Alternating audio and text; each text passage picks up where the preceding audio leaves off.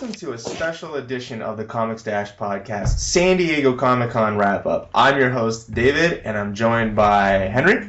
Hello. And John-Luc Bottville is here in spirit. So, in case you didn't know, Comic-Con was this past weekend, the San Diego one, which most people just refer to as Comic-Con because, you know. So, a lot of big stuff happened, and we figured we would make an episode especially for this because we didn't want it to overload the upcoming Comics Dash podcast for the regular episode for the week, essentially. So we'll just talk about all the stuff now, and since a lot of it's about like on-screen stuff, we kind of want to go away from that on the regular episodes anyway. So it's good to kind of just get it all in one sort of condensed thing and make it closer to the actual date of the con for our listeners. So yeah, Henry, what did you think about some of the stuff? Just brief overview. I think it was pretty cool. San Diego Comic-Con is always a lot of fun. I do think that, though we got some really great news, if I'm being honest, I'm a little disappointed, mostly because we got so little from the movies and the studios when we wanted so much. And maybe we were greedy, but I would have liked a little more. Yeah, I mean, like, there was, like, rumors that they were going to announce this entire DC planned universe thing, like, from a while back, and that didn't happen, so my expectations were super high, and then, they got rejected, essentially.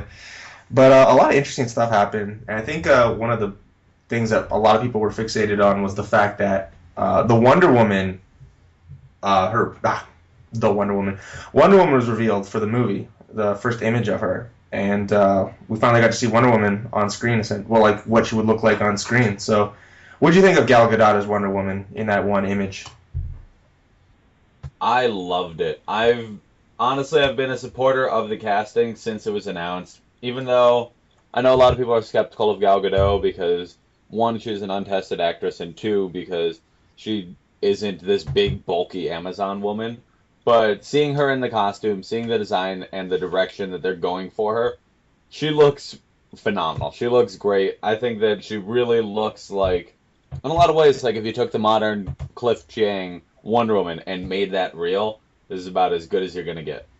Yeah, I mean, it's definitely, well, first of all, it's history because I guess it's the first time Wonder Woman's going to be on the big screen, so we got to see that. She was in the Lego movie. Oh, okay. Like real Wonder Woman on the big screen, Okay, live action. First live action Wonder Woman on the very big screen. I know she was live action on TV before, but we're not counting that because I said big screen. And I think a lot of people were. I don't know. She looks exactly fine. I mean, some people were saying she was too skinny, but not from this picture beforehand, right? But I think she looks suitable in that regard, and it looks pretty good, and also I know that all three of them were, Ben Affleck, Henry Cavill, and Gal Gadot. There was like a picture of them all at San Diego Comic-Con. I'm like, the Trinity, it's been united. See, that's the cool thing. Like, it's one of those moments that I didn't realize I really wanted to see on film until I saw the three photos next to each other, and I was like, wow, that's really cool. Exactly. This is, I don't know, we don't even know what her role in the movie is going to be. We don't know how much she's actually going to be in it, I hope that, honestly, I do hope that this is a Superman movie. Like, because it is, it's the only sequel we're getting to Man of Steel, it seems. And I hope that we get more fleshing out of the character of Superman as presented. But at the same time, when I see the three of them standing there together, they know, and the fans know, that they just want a Justice League movie at this point. And I'm curious to see how heavy-handed they are with this. And, it's got to be that the next movie they have after this is going to be Justice League. So I can't wait to see how they set it up. Yeah. I don't know, I'm hoping there's more Superman movies in the future. I would love more Superman movies, mostly because I really like Superman. And we have 8 live-action Batman movies already. So, I'm okay with getting more Superman. Even though we've had 6 Superman movies. Well, there's nothing wrong with more live-action Batman movies. That's true. But, if we get more live-action Batman, I really hope that Like, I think it would be really cool because we have Batman in this, right? We have Alfred, but the cool thing is that we're getting an older Batman, and for me, I'm hoping that means that they can skip over the awkward period that DC doesn't really want to address on film, which is Robin, and they can give us straight up Nightwing and say, "Oh, he used to be Robin," and not actually have to show us that much Robin, and give us Nightwing, because Nightwing in a movie would be awesome. Well, you know, in Batman and Robin, like he was wearing like the Nightwing colors, so kind of. He was basically Nightwing. Well, and he also started out as the Age of Nightwing. Yeah, exactly. He's like this 20-year-old kid, and it's like, "You're gonna live with me now," and it's like, This isn't a what? car museum, Bruce. Yeah, but yeah, no, he adopted like a 25-year-old. It was odd. It was an odd situation. I mean, I adopt 25-year-olds. Don't you? Moving on. Apparently, there was footage leaked of this. I didn't see it, but of the movie actually. Was it like shown at con, or was it just like?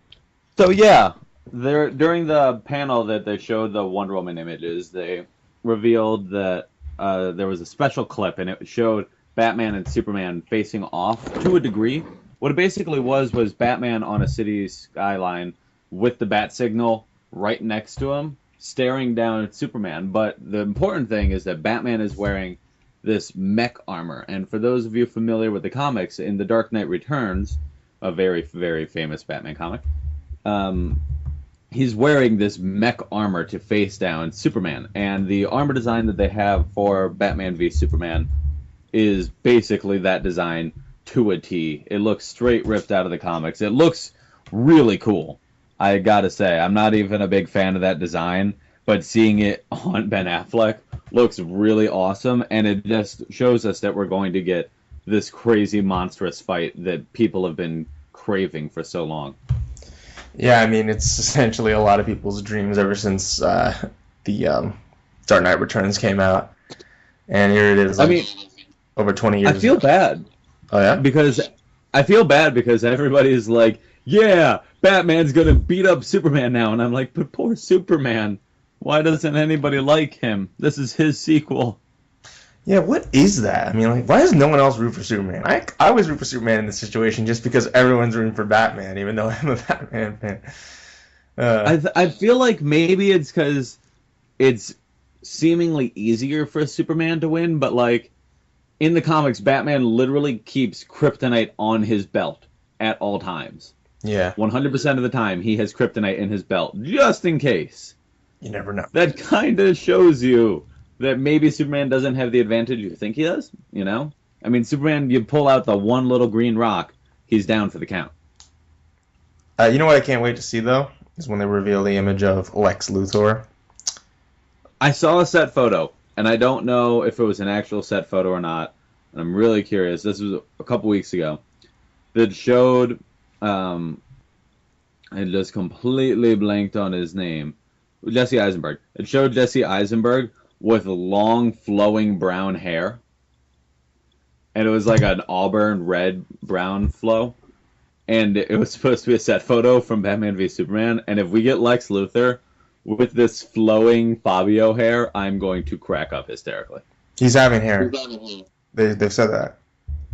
Yeah. So I hope I really want it to all get like burned off by the end of the movie. I'm almost positive, just like my skepticism, sure that's going to happen.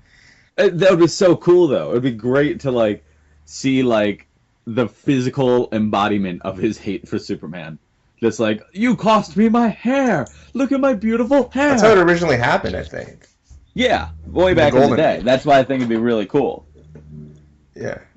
Well, yeah, that's going to be... I can't wait for this movie. I don't care what some people say. I don't care that people say Man of Steel was bad. They're wrong. They're all wrong.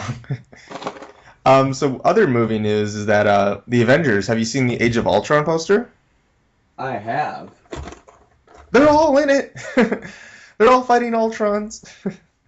Yes, the army of Ultrons, where he's rolling like 200 deep. Yeah. Ultron. First of all, in Age of Ultron... Did you read Age of Ultron?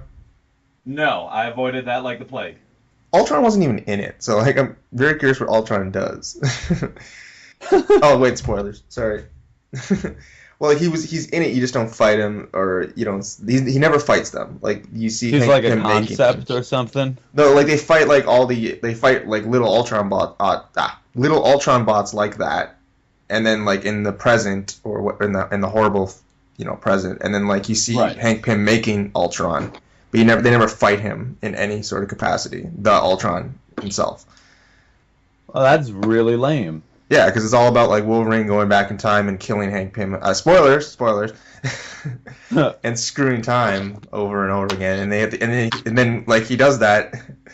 Okay, this has become an age-old discussion, but he does that, screws up time. He has to go back, and then Wolverine just ruining the Marvel universe.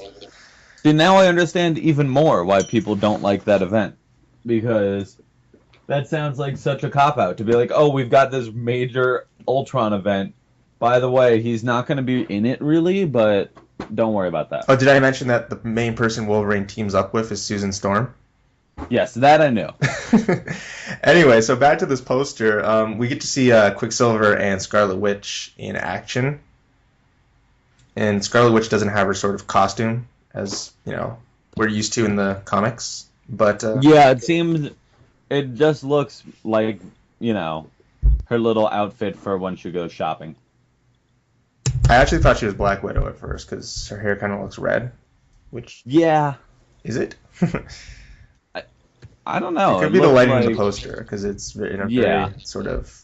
I did like how somebody joked about how uncomfortable Hawkeye looked in the photo. Yeah, he looks like he's gonna die. But it's just but it's great because then you look all around him and there are all these Ultron drones with arrows through the head. Also, I love how he's at the very bottom right corner. You have to really look for him. I know. But what was cool about the image was we did get to see Vision in the poster.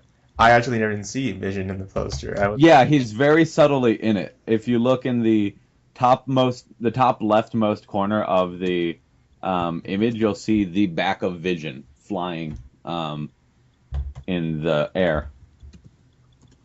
But it's pretty neat because it doesn't really give us much of an idea, but it does show that Vision is going to be wearing his comic book costume, kind of he's got this big giant cape, and it looks, the coloring is all skewed on the poster, but it looks like he's wearing a yellow cape. So I'm surprised that they're going so gaudy for it.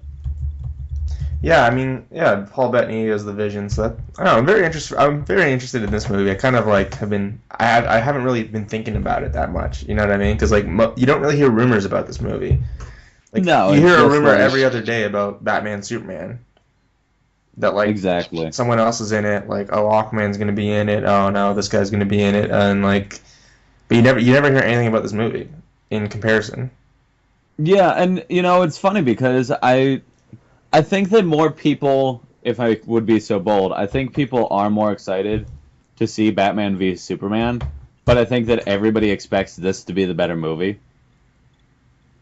Yeah, I would say that too, just because people have this sort of conception about Marvel that everything they do is good, and I would say it's pretty accurate. I mean, they have a very good track record. I know that there were also a couple of props at the convention that people could check out. One of them was it was something we've seen before, but it was the Hulkbuster fist that was shown originally during a special that they did on NBC on ABC a few months ago, and it showed the Hulkbuster armor. But then we also saw Captain America's shield, and it was shattered, not in 1,000 pieces, but in 4 pieces. It had taken a really heavy hit and shattered. So that's kind of food for thought.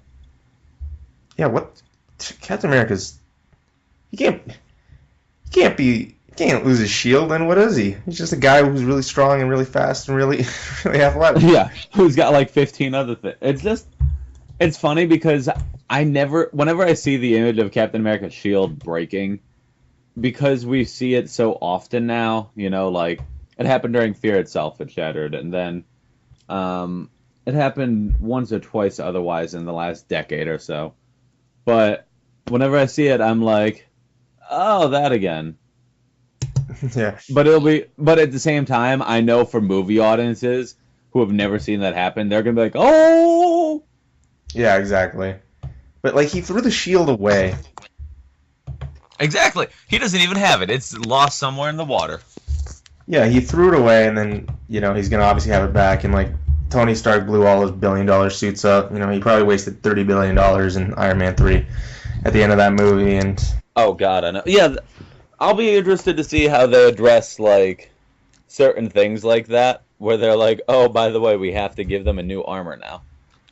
yeah, yeah, it's gonna. I don't know. It's gonna be really interesting. And also sticking with the Marvel universe is Guardians of the Galaxy 2 has announced a sequel. It's planned. Yeah. Obviously, it's not 100% official or that it will come out, but they have it planned because it depends. I guess it would depend on this movie. Yeah, Movie. I know that James Gunn was talking about the movie. I think that I don't know if it's been solidified, but I believe that they're going to be using one of the 2017 dates that Marvel has secured for this movie.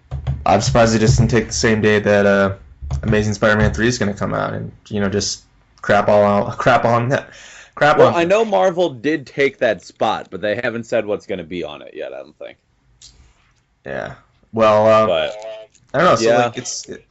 I'm glad that they have a lot of confidence in Guardians of the Galaxy's performance at the box office. Yeah, I've heard early reviews are good. I am avoiding them because I care way too much about this movie for it to be spoiled for me 3 days before it comes out.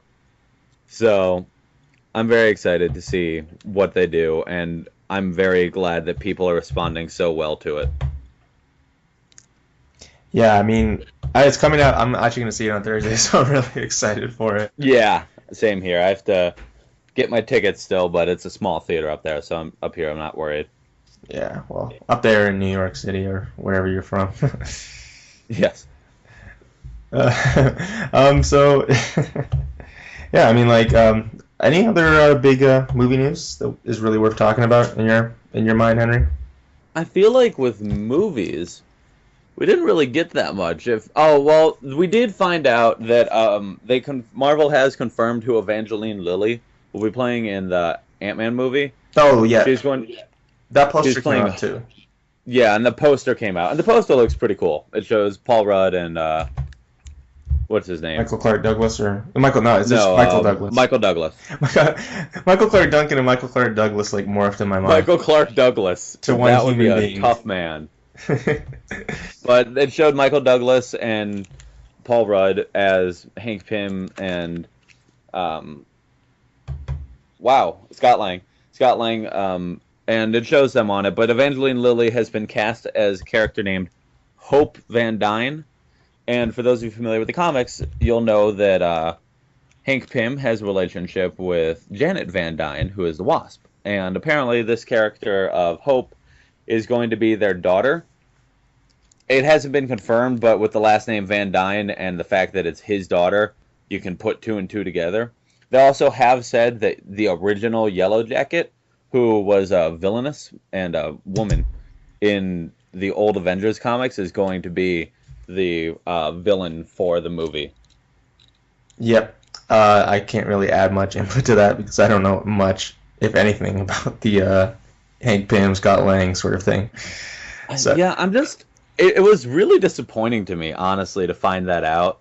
Mostly because I was hoping that Evangeline Lilly would be playing Wasp herself, like Janet Van Dyne.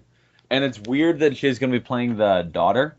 I've been talking about this with a bunch of my friends, and the more excited you are for the Hank Pym character or for Ant-Man in the comics, it's kind of like the less excited you are for this movie, because I have a friend who is a diehard Hank Pym fan, loves the character, read Avengers AI, read Mighty Avengers, read Avengers Academy, everything with the character, loves him, and he is so sad because it just seems like we're getting such a weird portrayal of Ant-Man. I still want to stay optimistic, but it's weird.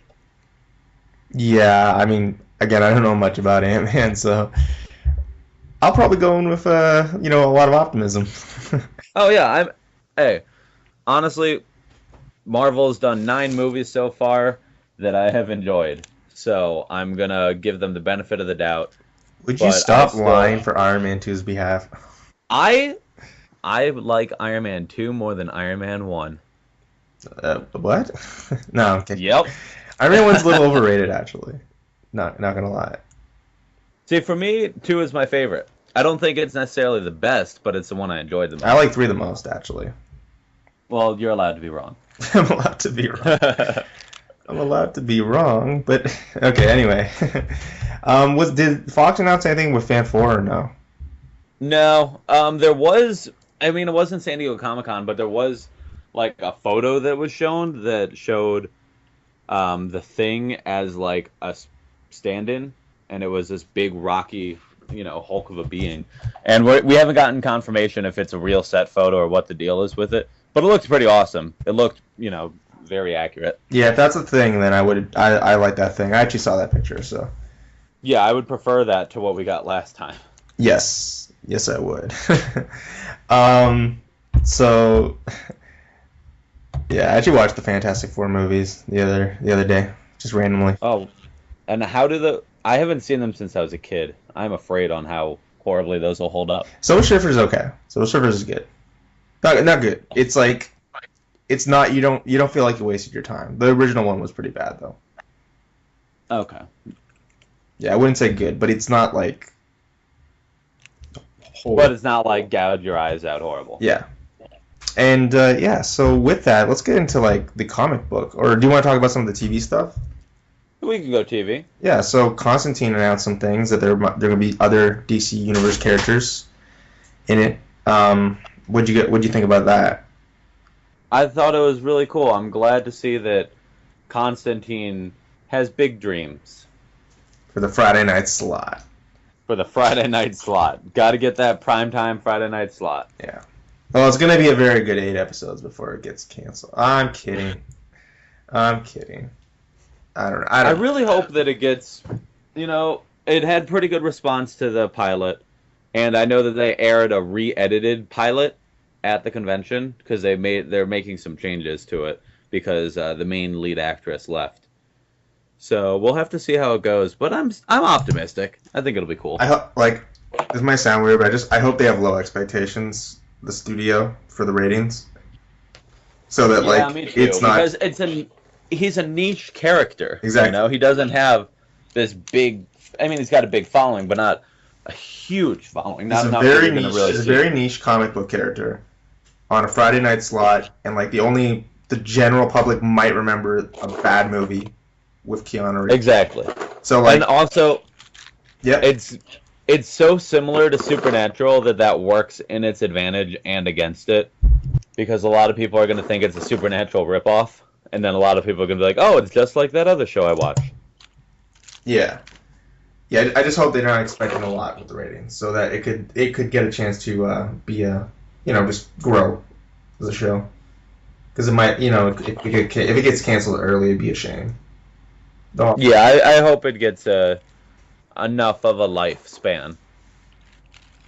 Yeah, and they announced a lot of stuff for Arrow, actually, season 3. The Ra's al Ghul might be coming, Oracle possibly in it. They revealed the Arsenal costume. I think they did. That is a slick outfit. It's the red version of Stephen Amell's. Yeah, but I really liked it because it felt like a comic book outfit made real. Like with the Arrow design that they've used, it's cool, but it doesn't feel like the same thing as Green Arrow. I mean, part of that's probably because he doesn't have the goatee, so he feels really weird to me. Yeah. But the Red Arrow design, or the Arsenal design, looked like a great live screen interpretation of the Red Arrow design he had a few years ago when he was on the Justice League. And I think that's really cool because I really like that look, and I'm really glad he's getting the mask and he's going to have an outfit. He's not going to run around in the red sweatshirt anymore. But you know what? I don't really like the actor for him, so. Really? He's one of the weaker points of the show, which is a pretty good show for me. I don't know. rubs me the wrong way.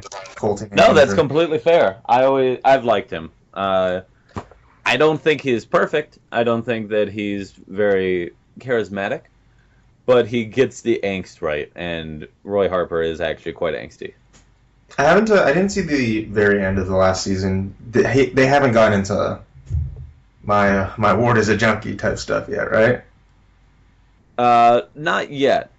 There's going to be, though. Like, you can tell that they're going to be doing I remember that stuff. season 1, there was some needle. He was around a needle, and he said, Yeah, he's afraid of needles. They bring that up again in season 2. Yeah.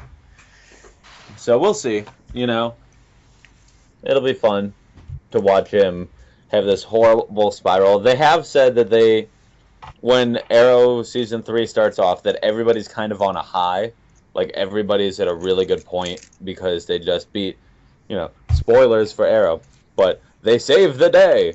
And they're like, oh man, we totally just did that thing we didn't think we would be able to do. Let's party and celebrate, and they're all in a good place. I'm really excited, though, that we're getting Ra's al Ghul in the TV show, because he's a character that I think will translate very well, and it's cool that he'll hopefully bring maybe a bit more of an audience to the show, because he has been in the movies. It's entirely possible there will be some bleed over from that. Yeah. Well, we need more Bronze Tiger in it, so that's just me. I completely support that decision. I would love more Bronze Tiger. It's Wolverine with an attitude. He's not Wolverine, he just has claws. That's the only similarity. Well, that is. But, so with the comics, there was some announcements made. There's going to be an original graphic novel for Marvel, which I know a lot of people enjoy. And it's going to be written by Rick Remender, called Rage of Ultron. So more Ultron. So obviously, around the movie, I believe this is coming out. Yeah, I think this comes out about a month before the movie. Yeah, and, well, obviously Rick Remender is one of the more coveted creators in comics. I forgot who is on art, so I have to... It's Jerome Opeña. Oh, okay, so he's worked with him before, right? Yeah, they worked together on Uncanny X-Force. Yeah, and also I think they worked a little bit on... I think he was working on Uncanny Avengers, if I'm not mistaken, at some point. I don't know. I'm not reading that. Because I remember John Cassidy was the original artist, but then, like, he took... Well, forever. Daniel Acuna picked up after him. Oh, okay, so I'm just making... Okay, the last name ended with an A, so that's the reason I got... Oh, okay. No, I'm kidding. But, yeah, I mean, I'm pretty excited for this. I haven't actually bought an original graphic novel from Marvel, so this would probably be my first. But I've heard a lot of them are pretty good. There was a Punisher one recently, or not a Punisher one? I've read like half of the Spider-Man one that came out around the time of the movie. That was Mark Waid.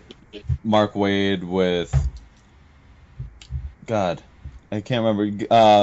Gabrielle Delato on art. Mm-hmm. And that was all right. It was weird because that was the one where they were like, "Oh, by the way, Peter Parker has a sister." And it also, I didn't know until afterwards that it takes place a few years ago. It wasn't in modern continuity. It took place during the Back in Black phase of Spider-Man continuity. Oh, okay. So, a few years ago when he was facing off with Kingpin and stuff like that. But I'm pretty unexcited. I mean, I'm a little more excited for this now that I realize that Age of Ultron wasn't actually an Ultron story and didn't really have that much in it, because this will hopefully give us that, face-off. But it's weird because they said that this book is going to have major ramifications for Marvel, and I'm worried that they're going to be doing some retcons, and I really hope they don't. But it's Rick Remender. Hey, for you, Rick Remender is top of the line, and I know a lot of our listeners and a lot of fans out there love Rick Remender. But for me, I hear Rick Remender and I go, uh-oh. Uh-oh. Oh, no. Well, but, like, I don't know, I mean, this is the guy that's changing Captain America.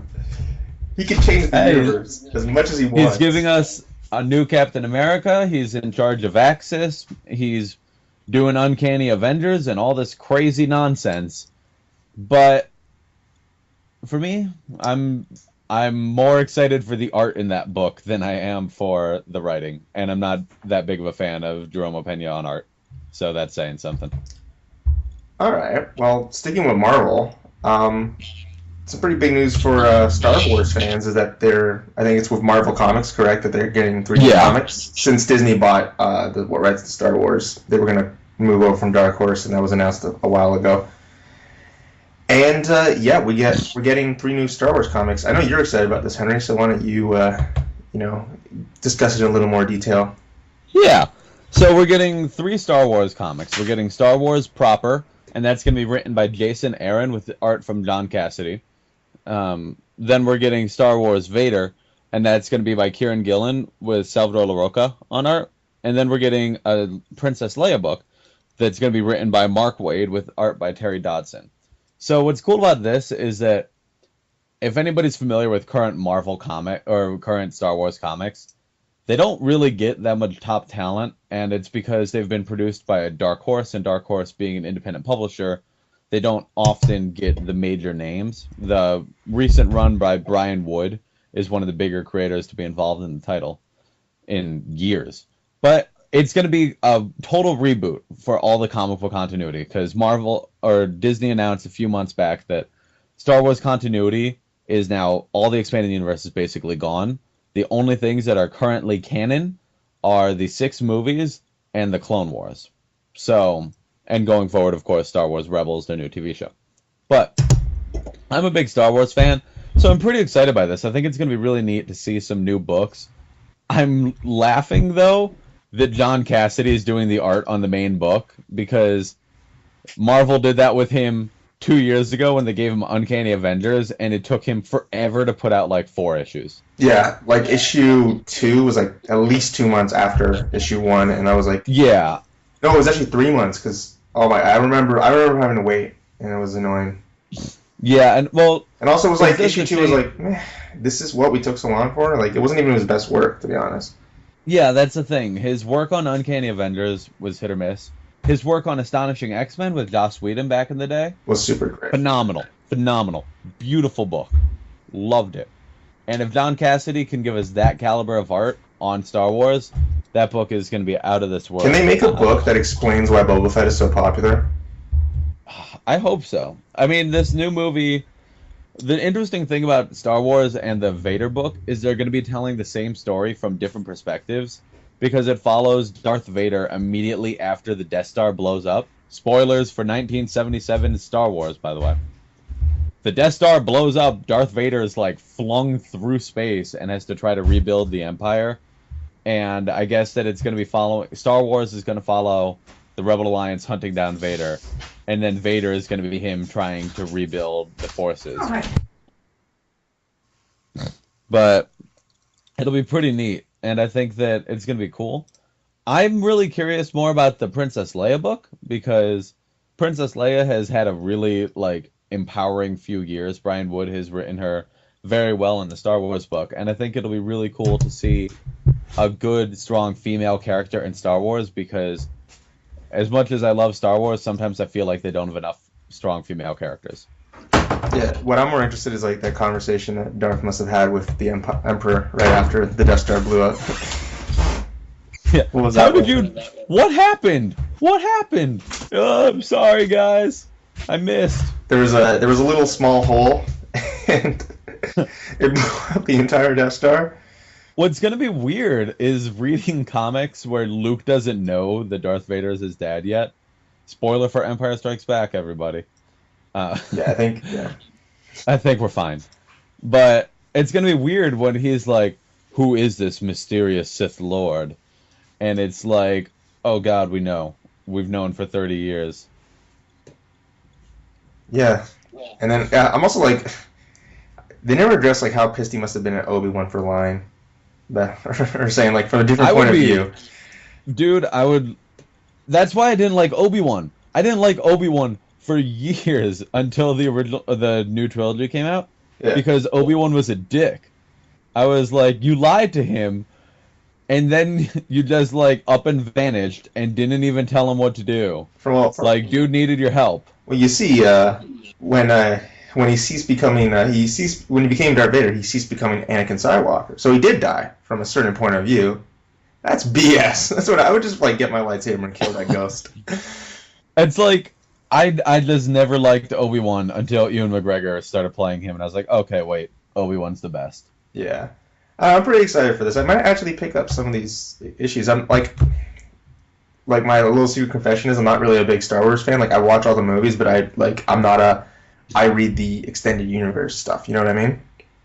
Yeah. And this might be the first like dip into the expanded universe I try out, which I guess I think Marvel is kind of hoping for that with a lot of people because some of this movie is going to be covering the same, or some of this comic stuff is going to cover the same territory as the Brian Wood comic, because the Brian Wood comic that came out 2 years ago took place immediately after A New Hope.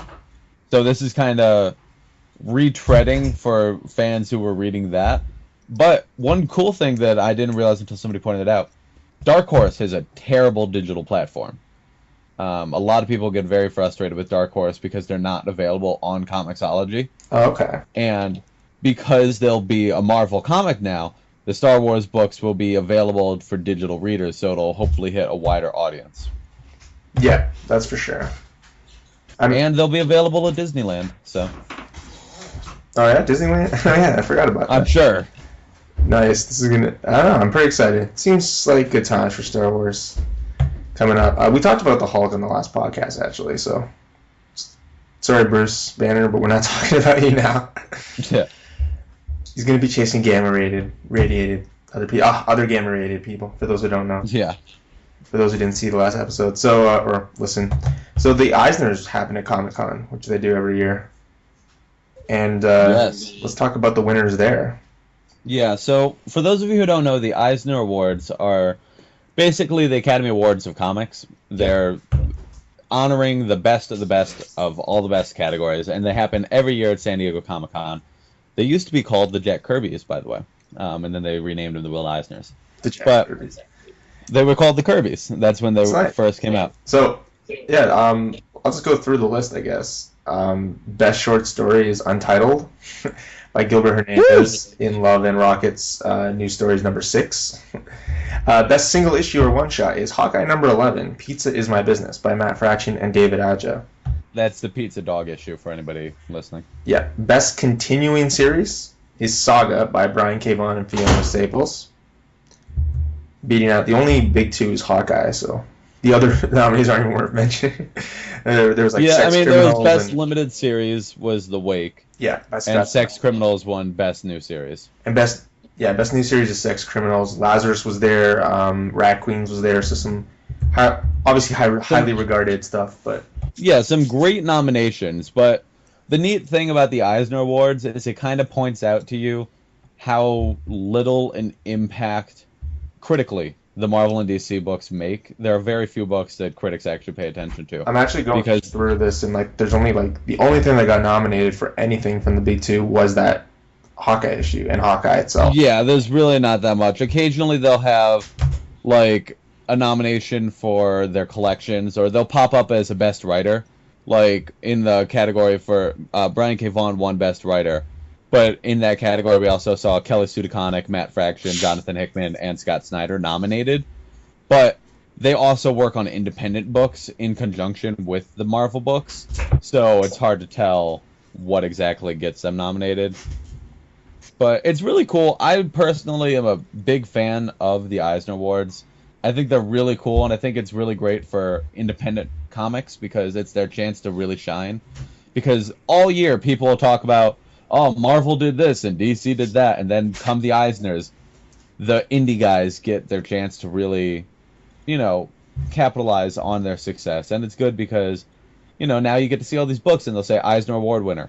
And it doesn't matter if it's Marvel or DC, but for the independent guys, that helps them a lot. Yeah, well, best writer, there's a lot of, again, as you said, all these people do other stuff on top of their regular work, but Kelly Sue DeConnick, Matt Fraction, Jonathan Hickman, Scott Snyder, Eric Stevenson, who actually is only Image, and Brian K. Vaughan won. So, an indie guy won. Yeah, it's really cool. And I think that says something about the strength of Saga, that's the only thing he's working on, and it beat out, all these writers with multiple projects and all these opportunities. And I think that shows you that just because you're putting more out there doesn't make it better. I mean, Saga cleaned house. They won Best Writer. They won Best... Fiona Staples wasn't penciler. She was nominated as a multimedia artist, and she won that. And I think that's really cool. Also nominated for covers, I believe. Yeah, she was nominated for covers, too. And I think that's really great. They also showed her cover for the giant hardcover collection they're doing. And for anybody who read Saga, who knows that, like, the first issue cover, there's breastfeeding on the cover. The hardcover is just straight up boob and baby. It's like a close-up of breastfeeding. Yeah. And it's kind of like them saying screw you to the haters. Because a lot of people got upset about that cover when that first came out. And I guess they're just, they're really flipping off the haters. And I'm glad. It's a good book. I'm glad that they are getting credit for their worth. On Scott Snyder's credits, they don't even list Superman, Superman Unchained. Oh, yeah. That's funny. I mean, to be fair, that book comes out, like, very sparsely. And he only had, like, 4 or 5 issues came out last year? Yeah, that's probably it. So, but I'd like to point out, everybody, that when Rick Remender has a Deadly Class and Black Science eligible next year, it's going to be a sweep. He'll win Best Artist somehow. Well, Rick Remender got into comics by being an artist, if I'm not mistaken. Really? Yeah, he was actually originally an artist. Honestly, I think that's the story for most of the guys, is that everyone aspires to be the artist. Oh, yeah. Even Brian Michael Bendis, I think he got in because he was an inker. Yeah. And then he got to write some stories. He was inking for a buddy of his or something like that. So it's crazy when you find out, like, you just wouldn't expect anything like that. Yeah, as you were saying, like, the only person who won an Eisner with the only credit as Marvel by his name is David Aja. Yeah, and Grant, I love me some David Aja, and I'm really glad that, he won something. He won Best Cover Artist, and I think that's really cool. Hawkeye has some of my favorite covers in comics. If you read Comic Book Cover Up, plug on We the Nerdy. Yeah, but those are always some of my favorite covers in comics, and I'm glad that he was nominated for it. I don't know if he'll be able to be nominated again because Hawkeye's been so sparse this year, but Yeah, yay, that's the Eisners. new Man of Steel or the Superman Unchained. Is that the underprofile under? That is the original Superman Unchained. Yeah, but more people talk about Superman Unchained, therefore it takes its place. Hey, when Hawkeye started out, people were talking about it like crazy. I know. I got the first 5 issues signed by Fraction. Legit. That's pretty cool. I also have the Yeah, first one, CGC 9.7. Ooh. Signed by Fraction, so that's got to be worth like at least $50 or something. No, that's definitely worth a pretty penny. Yeah. I mean, Hawkeye has been one of my favorite books for the last 2 years. So. Yeah, I mean, like, it was one of those books I dropped just because it wasn't bad. Like, it wasn't bad at all. It was actually really good. It's just, I don't know, I just didn't. Those weird, the books you have that you acknowledge are good, you're just not excited for them, and then you just, based on financial need, you drop them. Oh yeah, that's happened to me. That's pretty much the way that most of my books go, where I'm like, oh, this is good, but I kind of don't care anymore. I mean, even great books, that'll happen with me, and then I'll get back into them later. That happened with Thor for me. God of Thunder. Same thing. Yeah. It was good every issue. It's just like, I wasn't excited for them, but they were good when I read them, and then I was just like, I can't spend the $4 every time, though. Well, come on, don't you want to read the new Thor stuff to hear about his sister, Angela, and all that nonsense? Oh, yeah. Can't wait to read that stuff. Yeah, but on that news, Angela is actually getting an ongoing series from Marvel. Oh, yeah. Called Angela Asgard's Assassin, and it's going to be written by Kieran Gillen with Marguerite Bennett, and then Phil Jimenez and Stephanie Hans are doing the art. But this book is weird, because what they're doing is Kieran Gillen is doing the main story, and Phil Jimenez is doing the art, but then within every story are going to be, like, stories about the lore of Angela and all of the weird rumors that have been going around. And those are going to be written by Marguerite Bennett, and Stephanie Hans will do the art. So it's like a story within a story, because Angela has this big, like, mystery around her, and they're going to be unveiling the mystery while they tell the story. Yeah. Angela. I was so frustrated when this was announced, because for anybody who listens to us regularly, I don't care about Angela at all. I'm pretty sure I've mentioned it. Yeah. I think Angela's pretty stupid because they made all this hubbub about her. And to be fair, I haven't read anything with her. I dropped Guardians right before she joined because I didn't feel like reading her. But I am going to be buying this book because I really enjoy Marguerite Bennett's writing, and I'm a big fan of hers, and it's such a shame that I'm going to be buying this book, but I'm hoping that it can change my mind on the character. Mm-hmm. It's weird. DC didn't have much at this con for comics. No, DC didn't really announce anything. They did it all like... I mean, they had all that crazy news, a couple weeks ago. Which we talked about, like the Deathstroke and the Lobo and all that. And everyone was speculating that was like, oh, well, they're obviously going to gear up for some huge movie news. Yeah, that's the thing. DC didn't do a whole lot this Comic-Con. Marvel, at least, they had that, and they also, very secretly, they announced that Mighty Avengers is getting renumbered as Captain America and the Mighty Avengers, and Al Ewing, the current writer, is still going to write it. But then they also did announce, and I didn't even know this until half an hour ago, right before we started recording, but there's going to be a new Spider-Woman ongoing book as well. Yay. That Dennis Hopeless is going to be writing with Greg Land on art. Poor Dennis. And I think that last name doesn't inspire a lot of confidence when you hear it. Yeah, well, that was the best thing, was he's also the writer right now for Avengers Undercover, and he used to write Avengers Academy or Avengers Arena when that was around. That ended through the storyline though. But it's great because all the comic book like article headlines would always be like, things look hopeless for the Avengers Academy. And when he was writing Cable and X-Force, it was like, it's hopeless for Cable. Like, it was always the same pun, but looks like Cable's future is hopeless. And which is also a joke on multiple levels because his daughter's name is Hope. So if she's not around, it's Hopeless. Written by Hopeless. Yeah, he did the Arena, right? He did Arena, and I really loved Avengers Arena. I wrote an editorial on this way back. If you guys want to look through the archives or find my page on We the Nerdy. I remember that. Avengers Arena is a top-notch book. I really like it. And I'm really excited that he's going to be doing Spider-Woman. Spider-Woman's one of my favorite Marvel characters, and I've been waiting for her to really have a good book for a while now because she hasn't had much. Like, it sucks because I look back and Spider-Woman... Spoilers for the last decade of Marvel and Secret Invasion, but during Secret Invasion it was revealed that Spider-Woman was the Skrull Queen, and that was really cool, but it meant that all the really good New Avengers stories that had her weren't actually her. So there's not a whole lot with the actual Spider-Woman.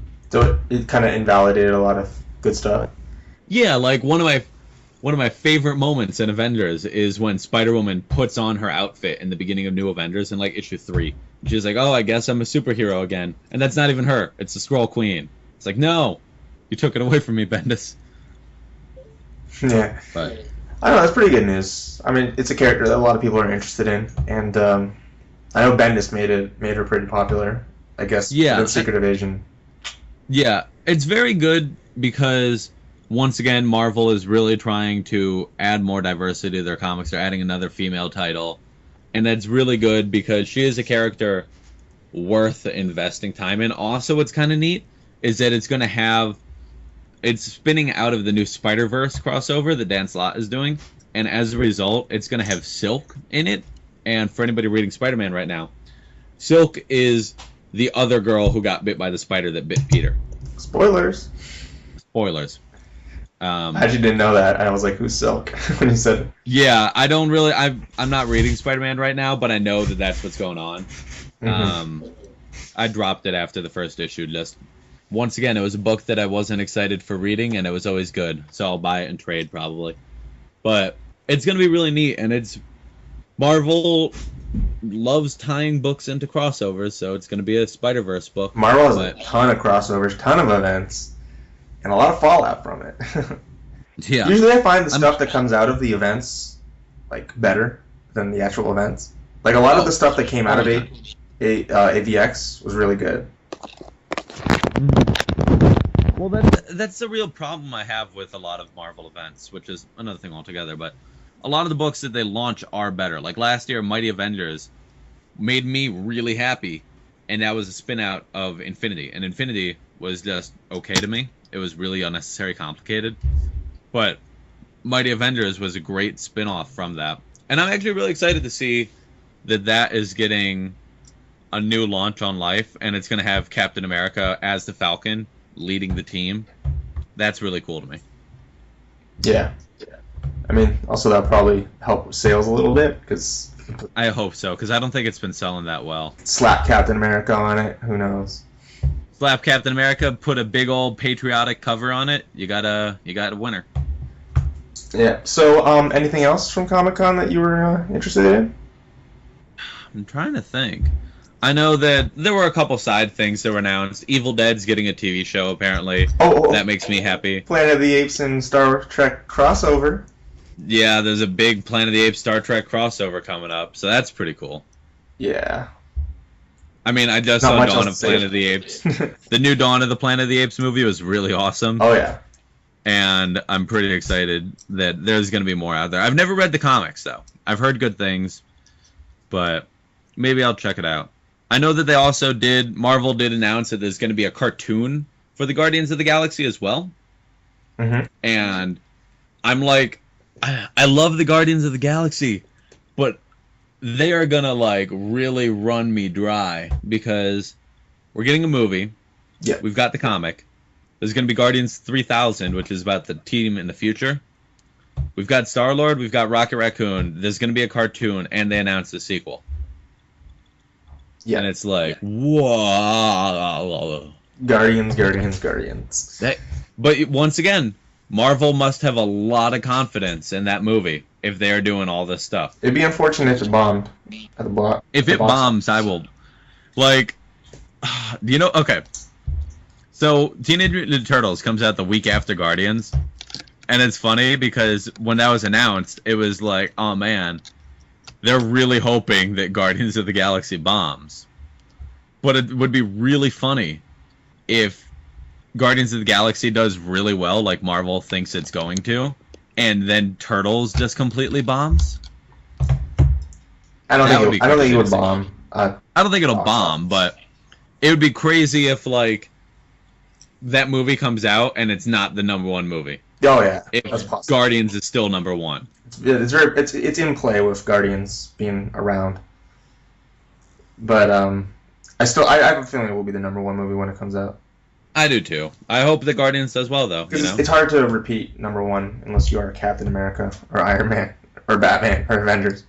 Or apparently, Harry Potter. I found out Frozen was the #1 movie in Japan for like 12 weeks. Yeah, but it's Japan. No, I'm kidding. Hey, I think it's just really funny, you know? Yeah. It's okay. Here's a fun one for you. Titanic. Do you know what the movie was? Titanic was #1 movie for like 3 months straight. Yep. Do you know what was the movie that beat it? What was it? Lost in Space, starring Matt LeBlanc and Gary Oldman. I saw that. I saw that too. That is the movie that beat Titanic. I remember seeing that. I saw it at some far-out theater well after it came out. Yeah.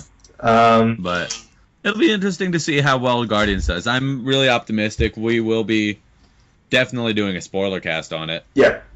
I'm gonna see it. We're gonna see it on. Well, I'm seeing it on Thursday. You're seeing it on Thursday. I don't know when John Luke's seeing it. I'm probably seeing it multiple times this week because my friends can't make it on Thursday. But I'm seeing it Thursday no matter what on principle alone. I don't know what you guys have up there or down there, but I actually have a long weekend. So. What do you have, like Canada Day Part 2? It's called Civic Day on Monday. There's no I don't know what the justification is. It's just a day off in the summer that we have. It's just a day off, is it? I feel like you guys just make up, like you have Mountie Day probably. We have Family Day. I don't know if that exists for you guys. Family Day? What is? That's in February. Oh, Canada. But university kids and get screwed over because that's always in our winter break. But I'm not in university anymore. Ha ha ha. Anyway. Anyways. Yeah, so just so you guys know, we are gonna do the Guardians of the Galaxy spoiler cast probably on. We'll probably record it on Monday. I have the day off. Yeah, we'll record it at some point. I have the day off. Quick. Fake Canadians with our fake holidays. Fake Canadians with your fake money. We get Canadian money in our cash registers, and it's like, what do we do with this? This is like a peanut. Like when we cross the border and like we're just like across the border, like sometimes some of those stores accept Canadian dollars. Like, do they treat it as monopoly money or something? We basically do. And most people that I know, they like if they accidentally get Canadian money, they try to pass it off like immediately. Well, we get the same. We sometimes get American like quarters randomly, and that always works. But like, then again, that'd be worth like $5 Canadian, I suppose. Yeah, really. Yeah. So we are gonna do a spoiler cast for Guardians. Probably gonna record it on Monday, maybe a day later or something like that. And that's gonna be fun. And we're probably gonna do a spoiler cast for Turtles as well. Woo! But I'm a little more excited about the Guardians one. Just a little more. Definitely. So that pretty much wraps up this special Comic Stash podcast for the San Diego wrap-up. Please follow us on Twitter at Comic Stash Pod. Also follow us on Facebook at We The Nerdy Fan Group. And follow our content at WeTheNerdy.com. And also follow us individually on Twitter at David Stanius, at A White Cuban, and for the absent John Luke Botville at ARC_519. And until next time, thanks for listening. See ya. Bye.